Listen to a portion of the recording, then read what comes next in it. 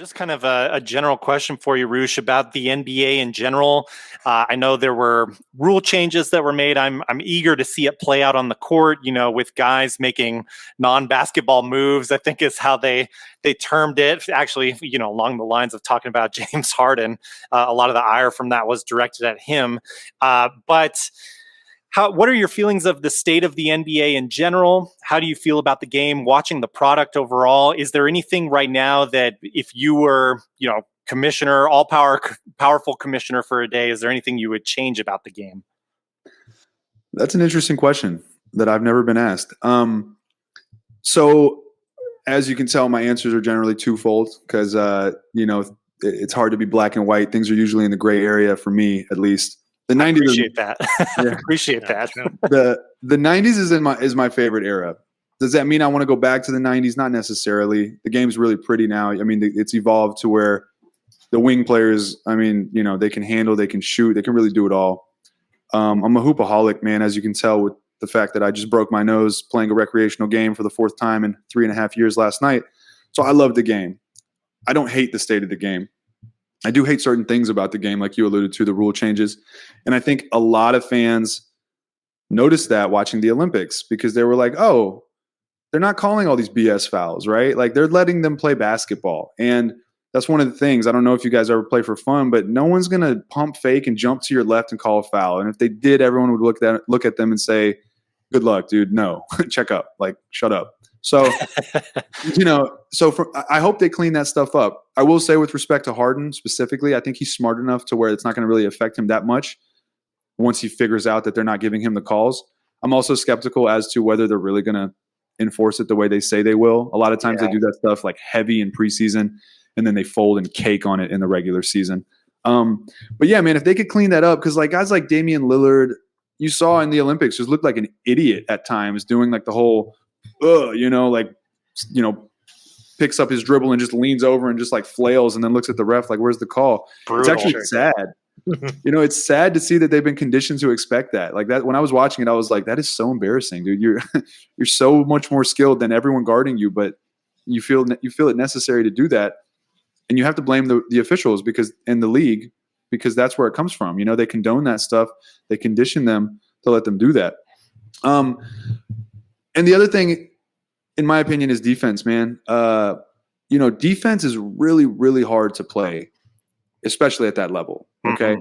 There's really no way to play defense without like a slight minor hand check every now and then, unless you're the best of the best, right? I'll hand check people sometimes when I play, not egregiously, but like you need, just to keep your balance. Now, of course, I'm nowhere near an NBA athlete, but when you're guarding someone like Trae Young, who can do it all, pull from 30 feet, quick as hell, James Harden, all that stuff, the last thing they need is extra help, right? So I would like to get to a point where we're seeing defense again. Like let guys defend, let the defender, when he makes a good play and he goes straight up, even if he bites on a pump fake, he goes straight up and is just like trying to alter the shot, and then someone leans into him with his shoulder. I see that they're saying they're going to call that as an offensive foul. Just no call it. Just play ball, dude. If someone wants to lean in and jack something up, let them do that. And if they make it, they make it. And if they miss it, which they probably will, then they miss it and the game goes on, and they'll eventually cut that shit out. I'm not sure if I can cuss. I'm sorry, but that's fine. That's fine. All good. They'll eventually cut it out. So I think those are just two main things. And I don't know, it makes sense for threes to be the primary basket, the primary whatever option of scoring, just mathematically. But it does kind of suck that, I don't know, it's just kind of whack to know that the game is literally drive and kick three. And you could probably rebut that by saying, yeah, it was whack when the game was dumping in the post and watch guys work.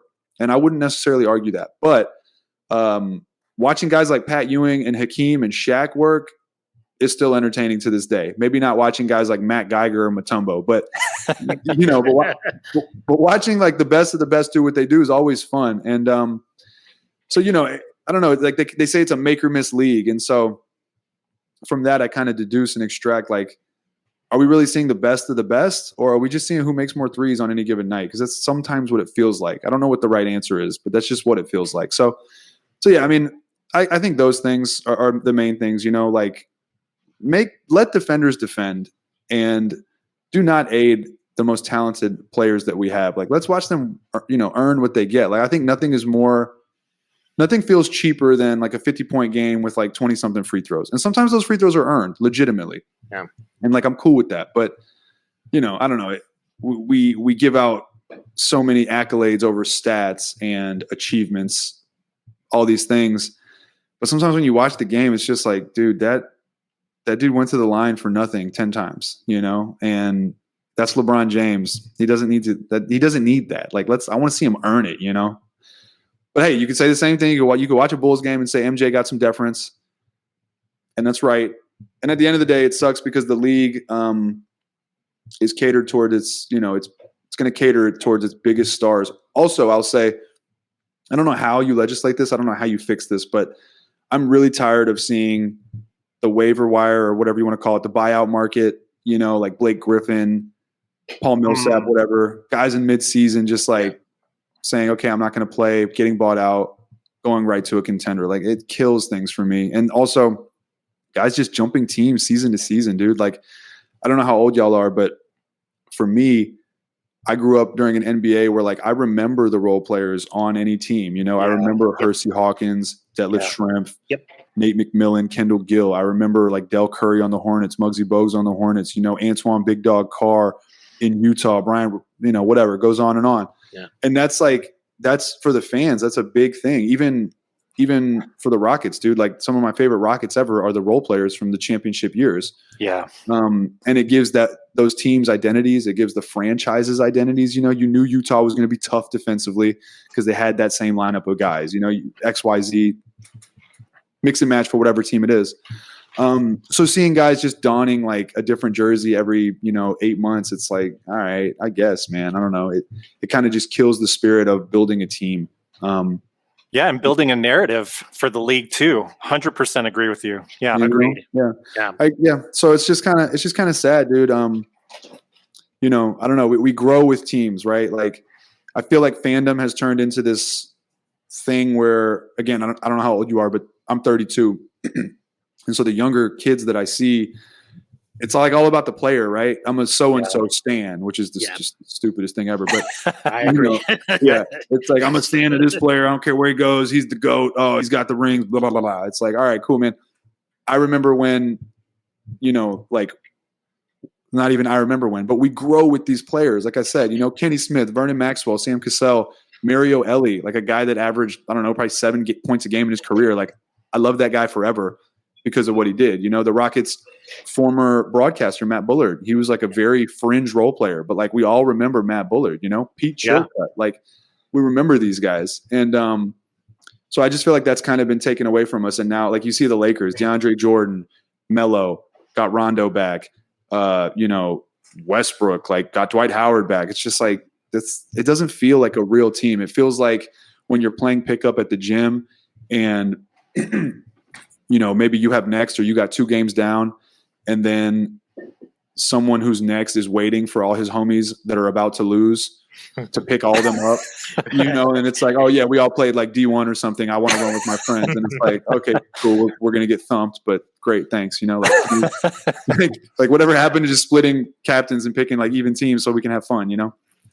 So that's what it feels like. And maybe I'm whining with that. I appreciate you asking that question so I could vent on that, but I miss it.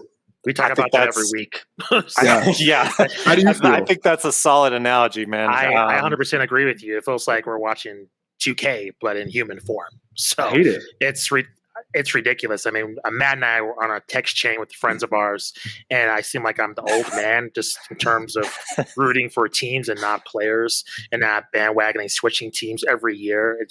I seem like I'm an anomaly, just being a Bulls fan. You're saying Matt is a fan of switching.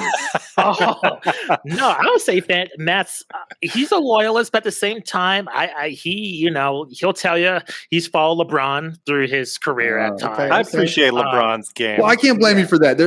There's a place to be made for some of the greatest players of all time. Like Michael Jordan's my favorite player of all time, so like I can respect that. But and maybe I'm biased on this, but like even in the '90s, dude, yeah.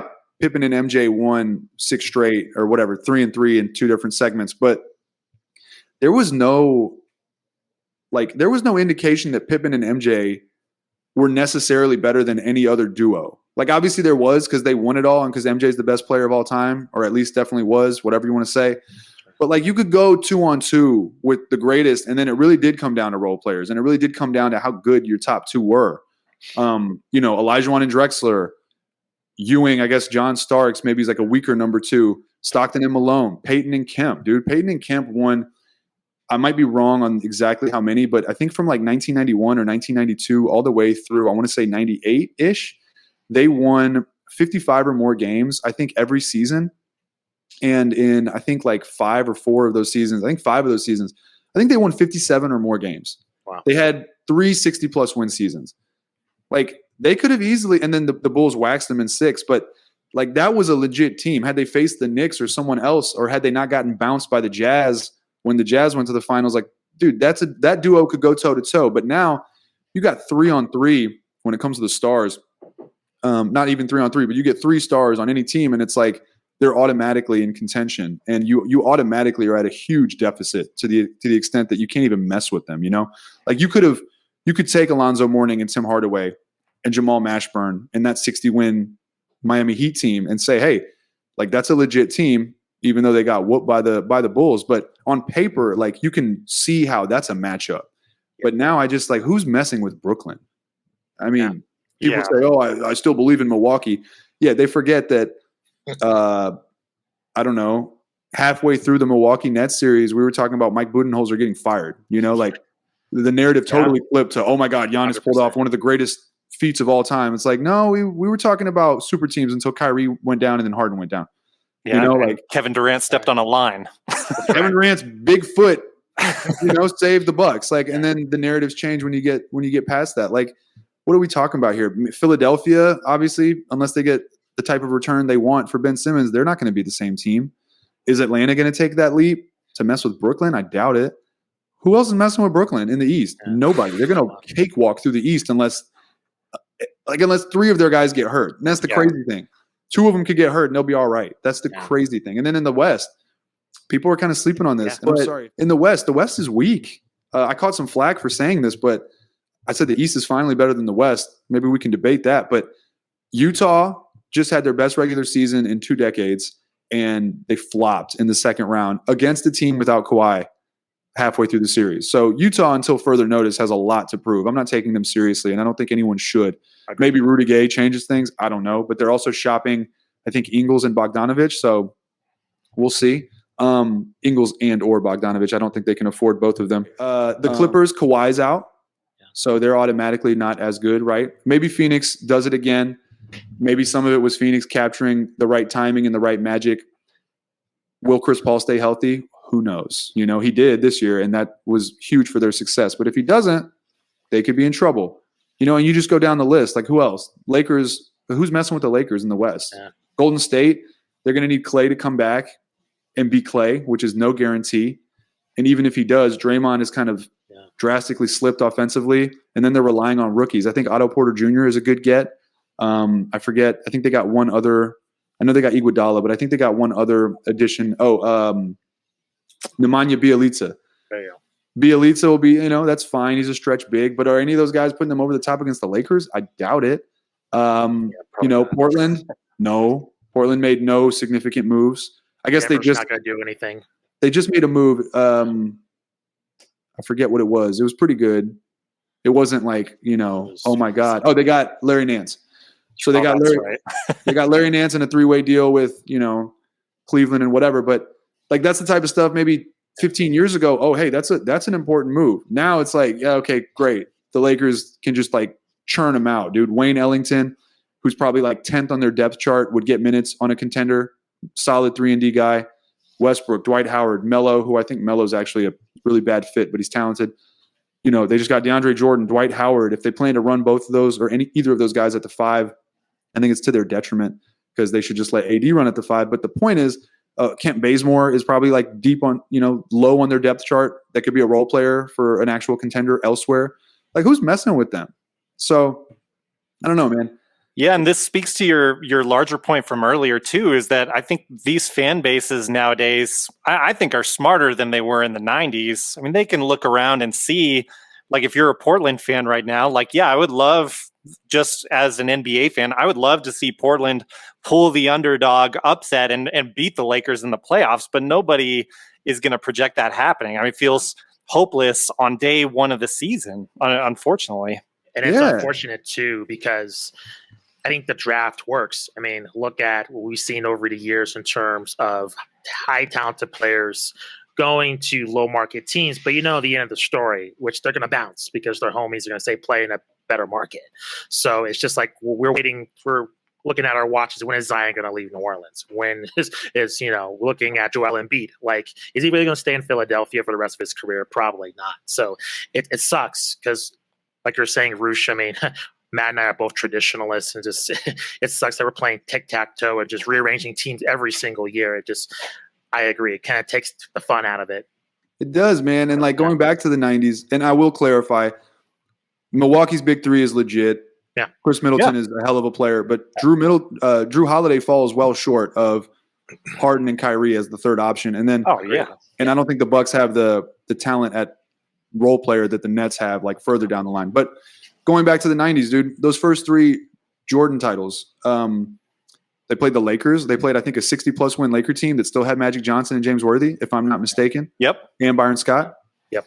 So, like, that's no joke there. Even though Magic was older, he was still putting up. His numbers were still extremely legit. I'm pretty sure he was in the MVP race that season. Could be wrong, but I'm pretty sure. Second season, they beat the Trailblazers, which were a damn good team. Terry Porter, Duckworth, Jerome Kersey, Clyde Drexler, Cliff Robinson, like, very good team. Probably the weakest of the finals matchups that the Bulls had. But then that third year, they played Barkley in Barkley's MVP season. Barkley, Kevin Johnson, Dan Marley. Like, that was a very good team that probably would have beat any other team if it didn't have Jordan. And in those playoffs were the Bulls won them in 5, 6, and 6. But that Suns one was like very competitive, and Barkley, if you look at his numbers that season, he was absolutely insane. So, like, I could buy into that as, hey, this is a matchup. Bulls, Suns. I don't know who's going to win that, But now it's like, I don't know who's going to win between the Lakers and the Nets, but I know that there's no chance that anyone else comes out of other than those two, except maybe Milwaukee. And that's what's sad. Even the Jazz teams, and I already talked about the Sonics, the 96 Bulls finals against the Bulls, but those Sonics teams were extremely legit. But those Jazz teams were super good. And they were going against very tough Sonics teams. They went against a really tough Rockets team. Like, there was depth and there was just more there. But yeah, now it's like from day one, like I'm as a fan, I'm just interested in developing the young guys on the Rockets. And they're in a different situation, but like there's really nothing else to look forward to. Like, even analysis just feels empty. It's like, what are we analyzing, You see people on Twitter talk, and they got to do what they got to do to pump out content and make a couple bucks. So I get it, but like, try to make it interesting. But like, let's be real, dude. What are we wasting our time on? No one's messing with those teams unless someone gets hurt. That's it. Yep, and I guess in a way, I feel grateful as a Rockets fan this year that I have something to watch develop. Like, I think it's going to be a very, very interesting league pass watch. But I'm not convinced that there are all that many fans, or even like general sports fans, that are looking for the same thing from a team in their area. That's kind of a bit niche for me to mention that. Yeah, exactly. Imagine. So two things. One, imagine being, just a non-NBA fan. What is there to be interested in? You're just like, oh, LeBron James, and then they got Kevin Durant. I'll wait for the finals. Where's the draw? Where's the interest? And it's weird because maybe the numbers and the league revenue works contrary to what we were talking about. Maybe like this is what makes them money. I mean, obviously, because it seems like this is what they want, and they wanted that Cavs Warriors, rivalry to go as long as it possibly could. So maybe like that works for them. I don't know. That's number one. Number two, imagine if the Rockets had traded for Ben Simmons, or imagine if they kept Jarrett Allen and extended him and kept Karis LeVert. Now you're looking at like a fringe 8 or 9 seed, maybe, probably not. And what is there to look forward to? No development, nothing. You just know you're stuck in purgatory with these dudes on extended contracts that sure they deserve them. And I'm not going to say they don't. They're good players, but let's just be real. Those guys aren't winning you a title and they're not getting you close to one. So what is there to be excited? Like if you're the Pacers right now, what are you supposed to do? You know, take pride in your team, enjoy the hell out of that 4 or 5 seed maybe, and then get bounced. You know, like I just think it's kind of sad. And I think it's sad that it's set up in a way where the Rockets had to do what they had to do and suck in order to have a future and land that pick, and also get the luck of Jalen Green being available and in general the draft having that much talent. Also, I don't think we mentioned this, but I mentioned it earlier, but the Rockets intentionally tanking this year. Some people want them to tank. And anyways, tying into the luck of having the right draft class, right? Next season's draft class is not supposed to be all that. So what if the Rockets had gotten the number 2 pick there instead, right? Like that's just disappointing. Now, are the Rockets trying to intentionally tank? I don't think they should, for the reason I just stated, that this upcoming draft class isn't supposed to be all that. And I think that if you're trying to build a culture, and I know I just did a total 180 back to the Rockets, but I forgot to mention this. If you're trying to build a culture of, you know, winning and some type of atmosphere that players want to come to, I don't think tanking does it. And I don't think tanking does it with John Wall. And I don't think tanking does it with Christian Wood, who's a little bit older and in the second year of a third-year deal. So there's a lot of people on Rockets Twitter that want them to tank and like just totally blow it. But I think that there's a lot more value in trying to get the play-in. They probably won't get it. If they do, they'll probably get a play-in game and they'll miss the actual playoffs by losing the play-in game. So they'll still be in the mix for the lottery. And you get like a, you know, 10 or 11 or 12 pick. Totally fine with me. And I wouldn't even be mad if they traded it to do something with it. So, yeah, I don't know. It's just kind of sad because there's so many teams like Charlotte, dude. Charlotte's a nice, exciting, young, fun team. Yeah. You know? They're fun. There's a lot to grow there, but they're just going to get stomped and they have no hope.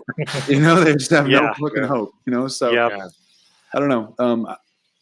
I think the NBA is in a good place, but for the reasons we stated, I also think it's kind of in a scary place because it's so top heavy that it's just sad. Like imagine if, you know, take one of Brooklyn's stars, take one of LA's stars, put them on a team that needs a star, legitimately needs an extra star. And then all of a sudden you have 2 extra contenders. Take those role players and put them on a team. Take like maybe 2 of each team's role players and put them on separate teams that could use those role players legitimately to like be an actual top 4, top 5 team. And all of a sudden, it's fun because now we're looking at 6 to 10 teams that, like, who knows? Anything could happen. You have your favorites, but you still got some, like, underdogs. And I think that's what has made me more excited lately about, like, baseball, dude. Like, in baseball, you have your top-heavy teams. I mean, the Dodgers are, like, far and away the favorite, and that's not exciting. But elsewhere, like, anything could happen. In the AL, anything could happen. You know, I don't really know who's going to emerge from the AL.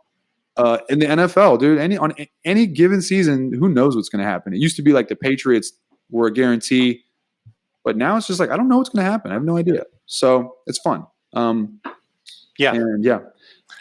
think you're right. And like even when you had the Bulls dynasty, there was always, like you mentioned, those great teams that they played against. There's always this perceived threat in that era. So even though the Bulls were dominant, it did feel like Utah could get it from them. It did feel for a minute there like the Sonics could get it from them. Roosh, this has been such a pleasure, so much fun talking hoops with you. I hope we can do it again. Thank you so much.